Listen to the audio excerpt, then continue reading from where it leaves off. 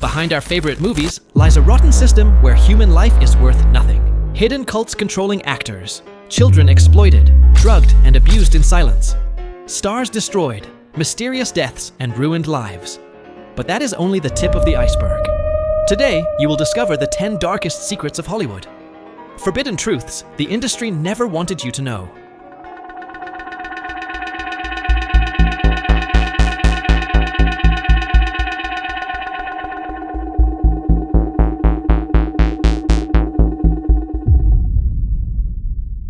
In 1939, Judy Garland was chosen to star in The Wizard of Oz. To the public, her portrayal of Dorothy seemed like a fairy tale. But behind the cameras, one of Hollywood's most horrific stories began. At Metro-Goldwyn-Mayer, they didn't see her as a child, but as a product. They told her she was too short, that her face was too round, that her nose needed to be hidden with makeup. To control her, they imposed extreme diets and pills. This wasn't unusual. It was part of a system that treated actors like pieces on an assembly line. Her routine was inhuman. Up to 16-hour shoots, interviews, photo sessions, endless travel. To sustain that rhythm, the studios themselves gave her amphetamines to stay awake and sleeping pills to catch a few hours of rest before returning to the set. By the age of 13, she was already addicted because her employer had driven her there. The abuse wasn't only chemical. During breaks, crew members harassed and humiliated her. It's said some of the actors who played the Munchkins groped and mocked her while Metro-Goldwyn-Mayer looked away. The priority was finishing the film, not protecting a minor. The success of The Wizard of Oz made her a global star, but the price was her childhood. The studio controlled her like a puppet. Boyfriends were forbidden, and if she tried to rebel, they threatened to destroy her career. Gaining just a few pounds meant being forced into extreme diets and more pills. The exploitation continued through her adolescence and youth. By 20, she was already trapped in addiction and depression. She attempted suicide several times.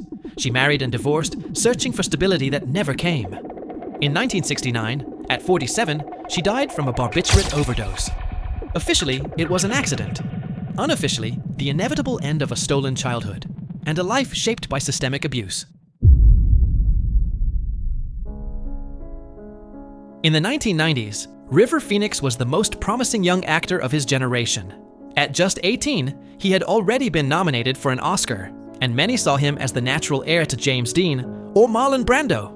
He had talent, beauty, a magnetic aura, and a career that was only beginning. But Hollywood doesn't know how to care for its young stars. River was born into poverty and an unusual childhood inside a religious sect. As a child, he was used by his parents to sing in the streets and earn money. When he achieved fame, it seemed he had escaped that fate. In reality, he had only traded one cage for another. The pressure was unbearable. Endless shooting schedules, the obligation to maintain a perfect image, and an environment where drugs flowed freely. Hollywood wanted him as a clean, exemplary idol, but at the same time pushed him into parties and excess. Sensitive and devoted to humanitarian causes, River tried to remain true to himself. While around him, the piles of cocaine, heroin, and alcohol grew higher. On October 31st, 1993, at just 23, River Phoenix collapsed outside the Viper Room, Johnny Depp's club on Sunset Strip. His brother Joaquin Phoenix frantically called emergency services. His girlfriend, Samantha Mathis, cried as River convulsed on the sidewalk. By the time the ambulance arrived, it was too late.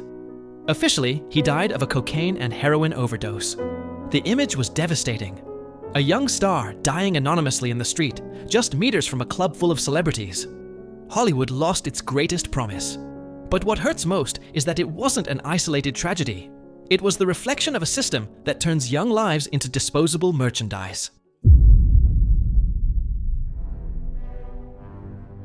By the late 1940s, the United States lived under the shadow of communism, and Hollywood became a battlefield. The House Un-American Activities Committee, with support from Senator Joseph McCarthy, began a witch hunt against directors, screenwriters, and actors suspected of leftist sympathies. In 1947, 10 screenwriters and directors, the so-called Hollywood 10, refused to denounce colleagues. They were imprisoned and became symbols. From then on, a blacklist circulated that marked over 300 names: Dalton Trumbo, Ring Lardner Jr., Edward Dmytryk, all branded enemies of the nation. The punishment was devastating: loss of work, prestige, and friends. Trumbo, one of the brightest screenwriters, had to write under pseudonyms. He won 2 Oscars in secret because his name was forbidden. Others, like John Garfield, could not withstand the pressure and died young, victims of stress and persecution. The Blacklist was a warning. If you went against the system, your career was over.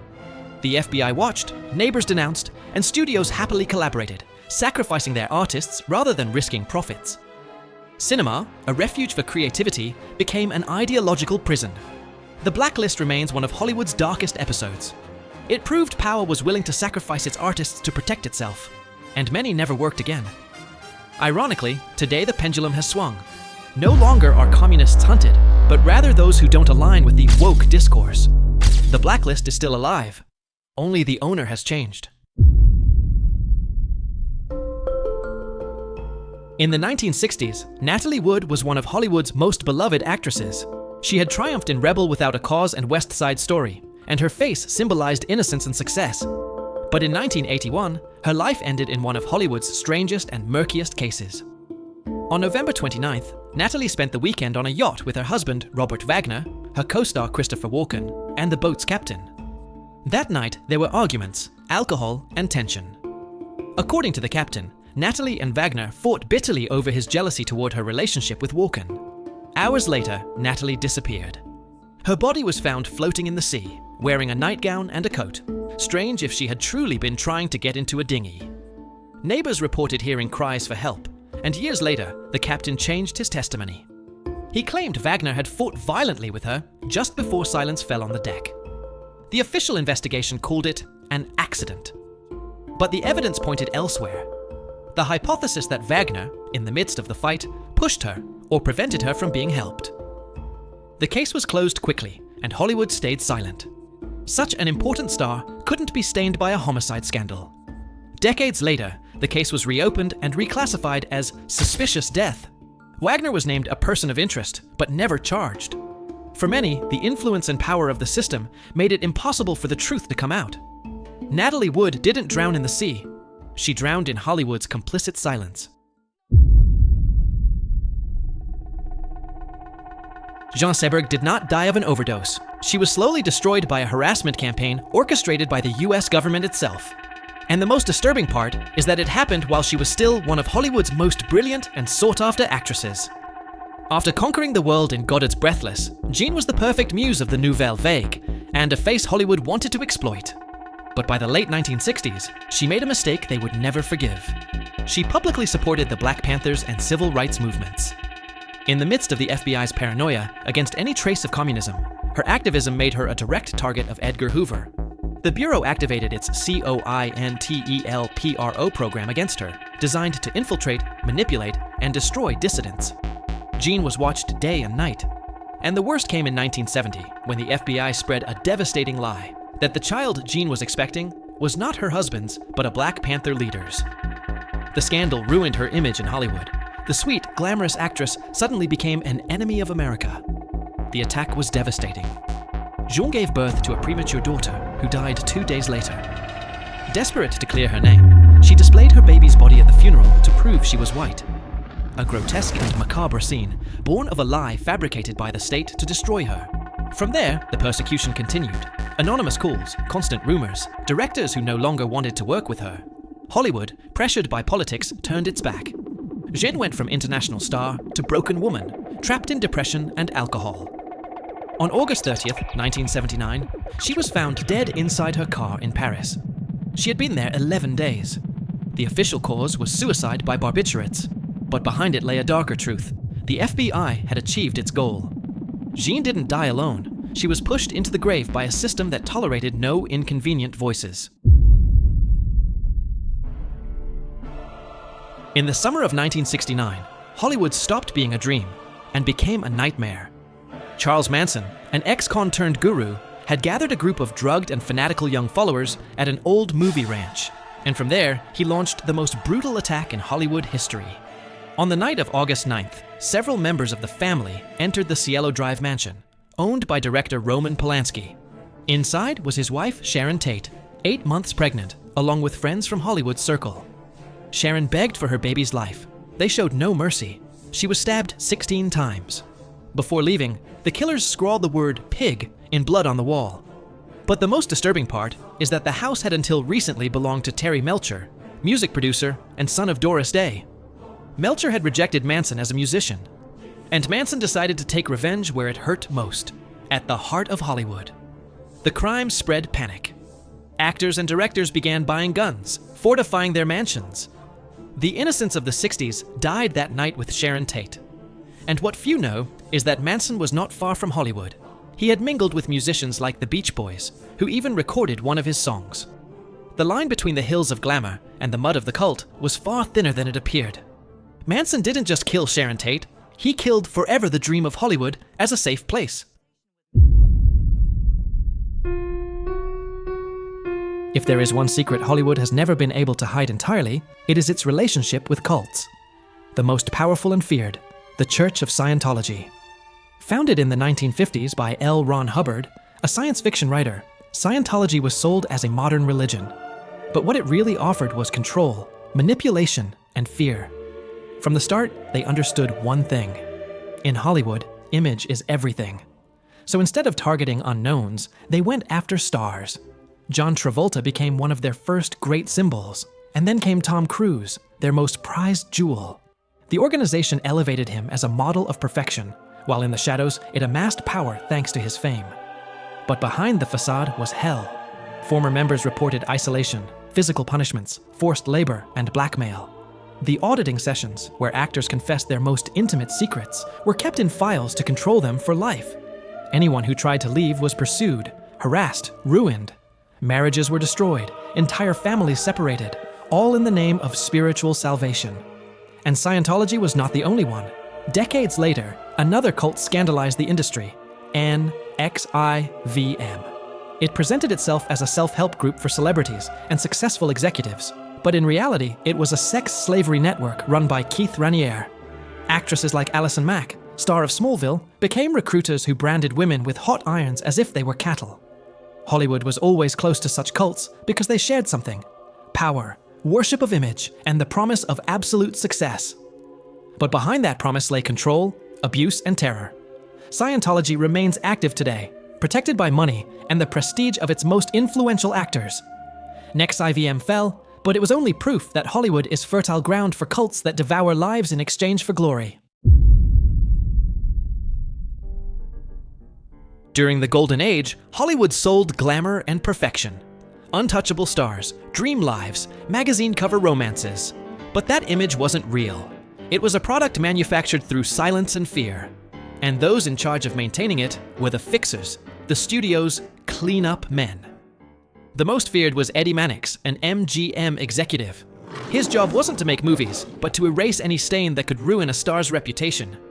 If an actor was arrested drunk, Mannix made the police report disappear. If an actress got pregnant by a lover, he arranged clandestine abortions in secret clinics. And if there was an inconvenient corpse, he also turned it into an accident.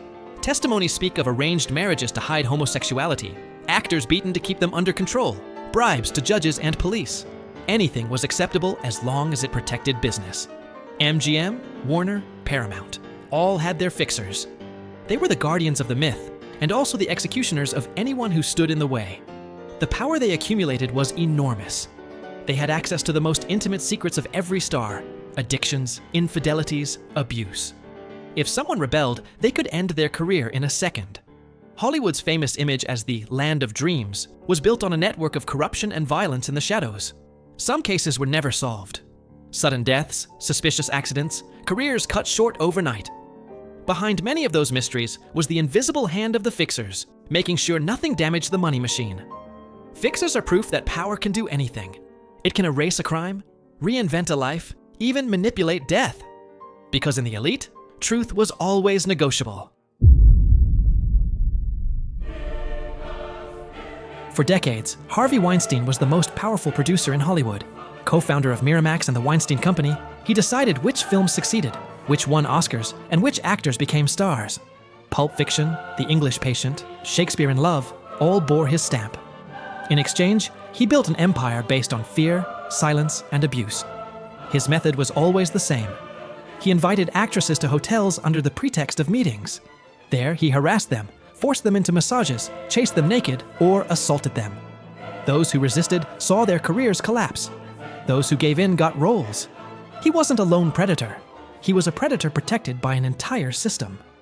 In the industry, there was even a term for it: the casting couch. And Weinstein was its most brutal embodiment. Actresses like Rose McGowan, Ashley Judd, Asia Argento, Gwyneth Paltrow, and Angelina Jolie were all harassed. But nobody spoke. Weinstein had lawyers, bought journalists, and private detectives spying on victims. The most chilling part is that Hollywood didn't just tolerate him, it celebrated him. In a famous compilation video, Jennifer Lawrence, Meryl Streep, Leonardo DiCaprio, Penelope Cruz, and dozens of stars publicly thanked him for making their careers possible. They gave him standing ovations, hugged him, called him a god of cinema. It wasn't gratitude, it was submission. Everyone knew what was happening, and by staying silent, all were complicit.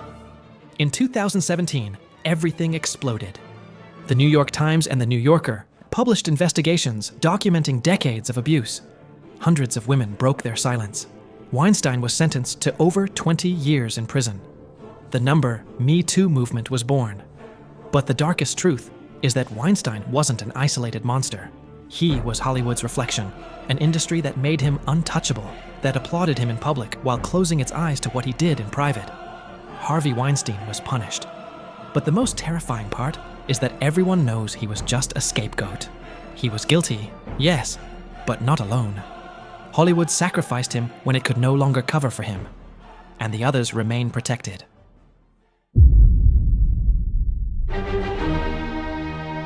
On August 4th, 1962, in her Brentwood home, the most famous woman in the world was found dead.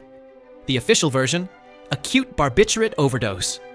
The autopsy reported lethal levels of Nembutal and chloral hydrate, and the case was closed as probable suicide. But the details don't add up.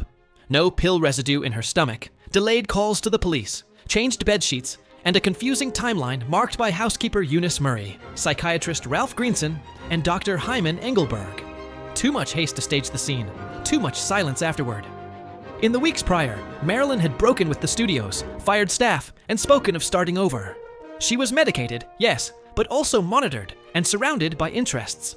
Her intimacy with John F. Kennedy and closeness to Robert Kennedy placed her at the center of an impossible triangle of politics: FBI and press. There were illegal bugs in celebrities' homes, a market of secrets, and a red diary many spoke of, but which never appeared. On August 4th, she received calls, hung up in distress, and hours later was found naked, face down, with the phone in her hand. The toxicology reports showed no recent injection. If she ingested the doses, why was her stomach clean?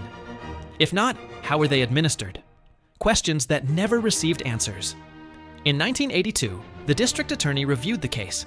They concluded there was insufficient evidence of homicide, but also couldn't explain the anomalies. What is undeniable is the framework of power.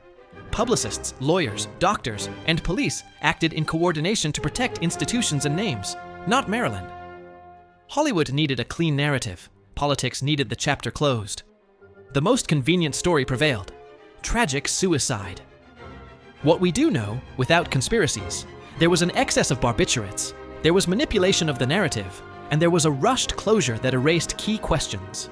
And what almost nobody doubts anymore is the context. Marilyn was used by the system that made her a myth and then covered up her end. Hollywood tried to hide it, but most have no doubt. Marilyn Monroe did not just die, she was killed.